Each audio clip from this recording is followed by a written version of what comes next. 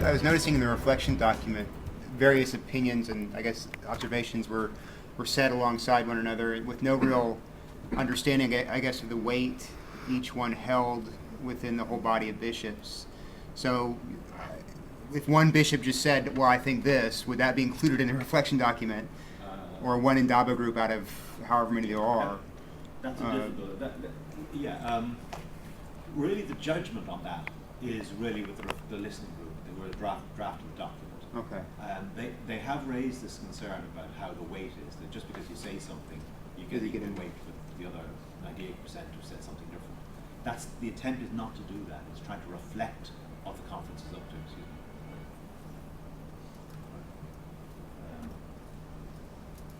So there is an attempt by the listening group who are writing the document to try to reflect the relative weight as they find it. But they're using Indaba as the main measure.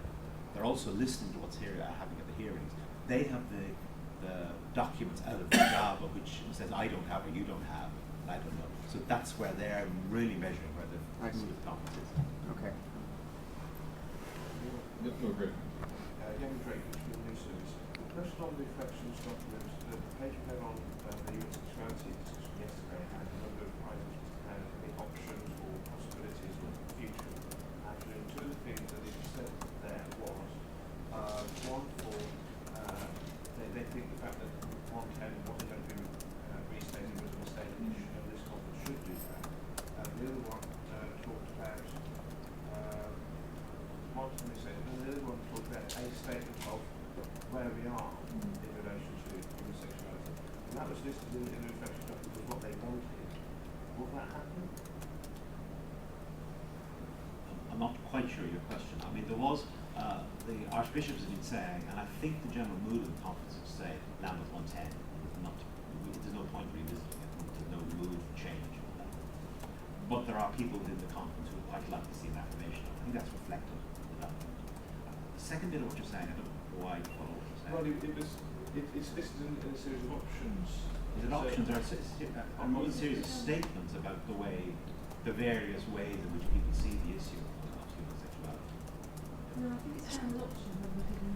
There's three lists. First one is issues, second one is impact, the third one is options. Right, okay, yeah. I think that they won't go any further than that. Unless, because remember today is going to happen. Change. Sorry, can I just ask a quick supplementary to that? Is there a mechanism within the conference if, for example, 100 bishops decided to get together and say, no, we really, really want this to be a term and we feel that we're being thwarted by the process?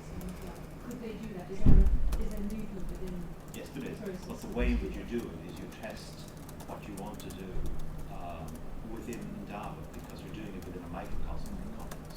So a better example of that might be what issues like peace in Korea or something like that, which is the sort of thing that is very important to the people in Korea, which the conference would probably not find controversial. That is maybe drawn up by a group within the conference who might be that hot and so on, but they'd have to go to Indaba just to see are they on the right track, and then pass it on through there. Those things are moving fairly fast, and in fact, a day or two ago, they outlined in the reflections group that in fact they've prepared a small group of them to meet people who have those sort of documents. There are a number of those around. I don't want to list them because I'm not sure of them how they are, but Korea is one. I think the Philippines are concerned with social justice. There are probably ones better. Zimbabwe, I'm sure. I don't want to list them because they may not come up, but there are those sort of ones around, and we are recognising that they're there. So if a group of 100 or so met on some issue, there is a mechanism to pick it up, but the preferred way is to put it down just to check. Kearon Bush, 100 church communities. All the money, all the time, all the effort. I certainly think so. I think this has been a conference about engagement and relationship. I think that fact is something we've always claimed as a feature of Anglicanism, but in fact we're making it a concrete reality today.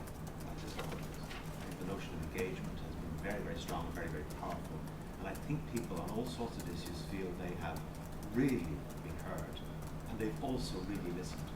And that's why I think it's been a hard process. I think that's also why the bishops themselves are so committed to it. I mean, it's quite remarkable the amount of work bishops are putting in. They're not dodging off for dinner in the evening or earlier skipping sessions. No, I mean, which is usual conference stuff. They really are committed to it as well. And I think it's out of that genuine respect. If people are hearing things they really never properly heard before from a celebrity, I think that's a very strong move. Yeah, Klaus Mendelssohn from the German Catholic News Agency. And I still have problems how to quote things out of the reflection paper. For example, the line on the relations to the Roman Catholic Church. It says there had been a change from the Catholic side towards retrenchment and disengagement. Can I say that this is the opinion of the majority of the bishops since it's in here, or is it the opinion of the vast minority of the bishops, or is it of some bishops? How can I relate to this?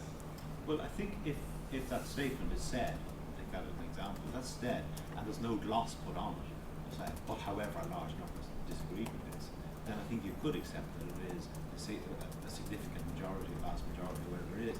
But it's not it isn't quantifiable in that sense, because we don't see the need to quantify it. We're working towards a document which, while not a consensus document, has a large sense of binding around behind it, and people feel their voices are heard. So that's the way I think. But it represents the main line of faith. Yeah. Question, Mary Ailes from Good News Magazine. It seems to me that this process, tell me whether you think this is an accurate statement or what your own reflections are on this statement. It seems to me that this process for the people back home may come across to them as though there is no longer a mind of a communion on Lambeth 110, that in fact there are many minds of the communion, not a mind as we had with Lambeth 110. What would you say that this process is actually watering down and disenfranchising Lambeth 110? I'd actually say the reverse of what you've said, because you see, up before the conference began, the Archbishop on a number of occasions said that he felt it was the mind of the communion was expressed in Lambeth 110, and that's why he felt it did not need to be revisited. Now, in a sense, that's his opinion from his soundings and his meetings and all that there was no great desire to revisit it, that it did actually express the mind of the communion. So that remains the... well, the fact that that hasn't been challenged or criticized within the conference, I think, is an affirmation that his judgment of that particular issue was accurate. So I don't think it's a watering down at all of Lambeth 110. I think it's actually sort of taken as a given